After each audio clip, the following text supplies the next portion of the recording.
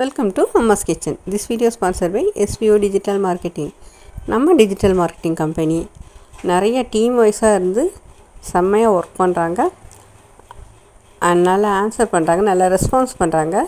நிறைய ஹோம் ஒர்க்கர்ஸ்க்கு வந்து ஜாப் கொடுத்துருக்காங்க. அவங்க பார்க்கலாம். ஸ்கிப் பண்ணாதீங்க. பெரிய தப்பு. தினம் 300 ரூபாய் சம்பாதிக்க அரிய வாய்ப்பு. இன்ஸ்டாகிராம், ஃபேஸ்புக் பயன்படுத்த தெரிந்தால் போதும். Content post and content publishing மூலமா தினம் 300 ரூபாய் சம்பாதிக்கலாம். இந்த வேலை செய்ய 5 நிமிடம் போதும். Work training support, group communication support, all language customer live chat support, முக்கியமா சொந்தமா ஒரு பிசினஸ் ஸ்டார்ட் பண்ற அளவுக்கு உங்களால கற்றுக்கொள்ளவும் முடியும், சம்பாதிக்கவும் முடியும். இந்த வேலை வாய்ப்பு வழங்குவது 5 வருடத்திற்கு மேல ரன் ஆகிட்டு இருக்க நம்ம தமிழ்நாட்டு company school of business organisation private limited. மேலும் விவரங்களுக்கு டிஸ்கிரிப்ஷன்ல கொடுத்திருக்க நம்பருக்கு வாட்ஸ்அப் பண்ணுங்க.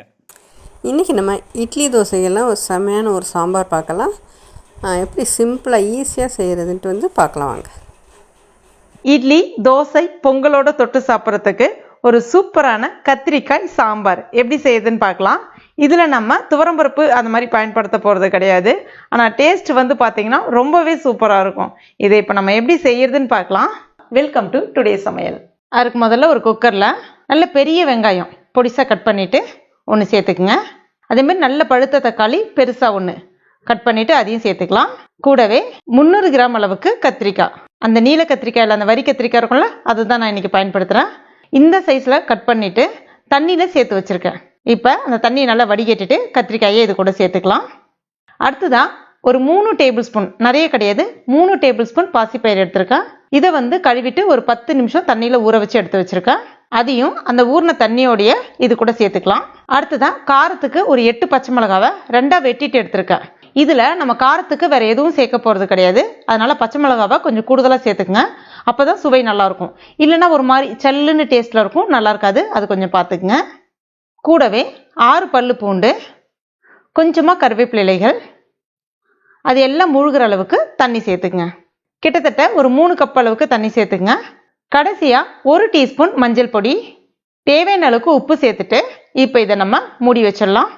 வெயிட் போட்டுட்டு சரியாக ஒரு 5 விசில் விட்டு எடுத்துக்கங்க. அடுத்ததாக 6 கொட்டைப்பாக்கு அளவுக்கு புளியை வந்து நான் தண்ணியில் ஊற வச்சு எடுத்து வச்சுருக்கேன். புளி வந்து ரொம்ப நிறைய சேர்த்துறாதீங்க, இந்த அளவுக்கு சேர்த்தா போதும். இதை வந்து தண்ணியில் கரைச்சிட்டு வடிகட்டி எடுத்துக்கங்க. இப்போ பாருங்கள், காய் நல்லா வெந்து வந்திருக்கு. இதில் இருக்கக்கூடிய அந்த தண்ணீரை மட்டும் நம்ம வேறு பாத்திரத்தில் வடிகட்டிட்டு, இந்த மாதிரி மேஷர் இருந்தாலும் சரி, இல்லைனா வந்து மத்து இருந்தாலும் சரி, நல்லா வந்து அப்படி மசிச்சு விட்டுக்குங்க. எல்லாமே நல்லா மசிஞ்சு வரணும். இப்போ பாருங்கள், இந்த மாதிரி நல்லா மசிச்சு விட்டுக்குங்க. அடுத்ததான் நம்ம கரைச்சி வச்சுருக்க அந்த புளி தண்ணியும் இது கூட சேர்த்துட்டு ஒரு முறை கலந்து விட்டுக்குங்க. இது வந்து கொஞ்சம் தண்ணியாக தான் இருக்கணும், அதனால இன்னும் கொஞ்சம் தண்ணி சேர்த்துக்குங்க. சேர்த்துட்டு ஸ்டவ்வில் வச்சுட்டு அந்த புளியோட பச்சை ஸ்மெல் போகிற அளவுக்கு நம்ம இதை வந்து கொதிக்க வைக்கணும்.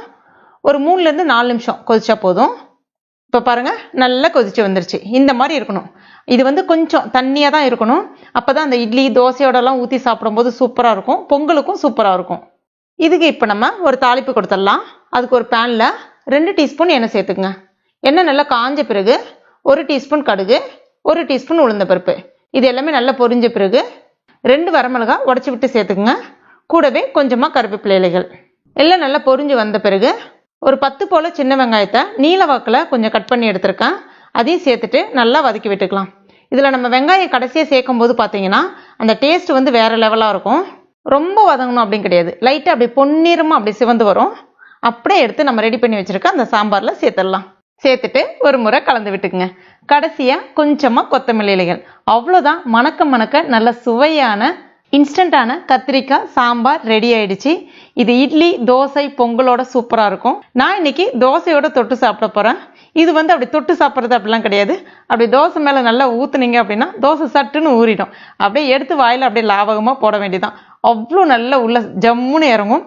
டேஸ்ட் வந்து பார்த்திங்கன்னா வேறு லெவலாக இருக்கும். கண்டிப்பாக ட்ரை பண்ணி பாருங்கள். ட்ரை பண்ணிவிட்டு மறக்காமல் எனக்கு கமெண்ட் பண்ணுங்கள். இந்த வீடியோ உங்களுக்கு பிடிச்சிருந்துன்னா லைக் பண்ணுங்கள். உங்கள் நண்பர்கள் மற்றும் ஃபேமிலி மெம்பர்ஸ் கூட மறக்காமல் ஷேர் பண்ணிங்க.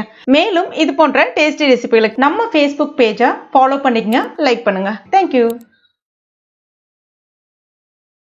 இந்த வீடியோ உங்களுக்கு யூஸ்ஃபுல்லாக இருந்திருக்கும் நம்புகிறேன். ஸோ நம்ம சேனலை லைக் பண்ணுங்கள், சப்ஸ்கிரைப் பண்ணுங்கள் அண்ட் கமெண்ட் பண்ணுங்கள்.